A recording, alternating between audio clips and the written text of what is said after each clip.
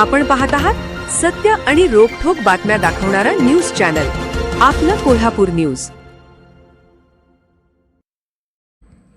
कोलोली गावाला रंकाळा बस स्थानकावरून आता दररोज रात्री मुक्काम गाडी सुरू करण्यात आली असून प्रवाशांनी याची दखल घ्यावी असे आवाहन रंकाळा डेपो व्यवस्थापक दयानंद पाटील यांनी केले आहे। पन्हाळा तालुक्यातील कोलोली हे गाव शासकीय कर्मचाऱ्यांचे गाव म्हणून प्रसिद्ध आहे।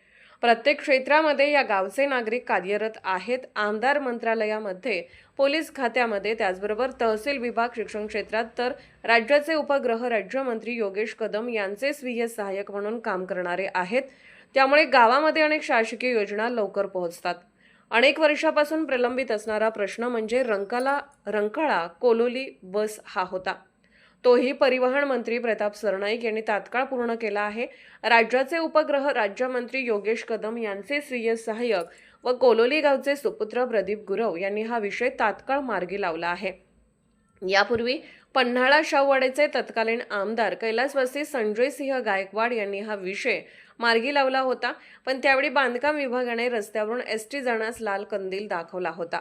पण आताची रस्त्याची परिस्थिती बदलली असून रंकाळा कोलोली ही गाडी आता दररोज सायंकाळी 7:30 वाजता सुटणार आहे व कोलोली गावामधून सकाळी 6:30 वाजता सुटेल। आज या गाडीची ग्रामस्थांच्या वतीने पूजा करण्यात आली, तर चालक वाहक यांचा सत्कार करण्यात आला। यावेळी उपसरपंच प्रकाश पाटील, जयसिंग गुरव, पेडी पाटील, सीआयडी विभागाचे माजी पोलीस निरीक्षक राजाराम भोसले, पांडुरंग पवार, एडी पाटील व ग्रामस्थ उपस्थित होते। आपलं कोल्हापूर न्यूज चॅनलला लाईक करा, शेअर करा आणि सबस्क्राईब करा।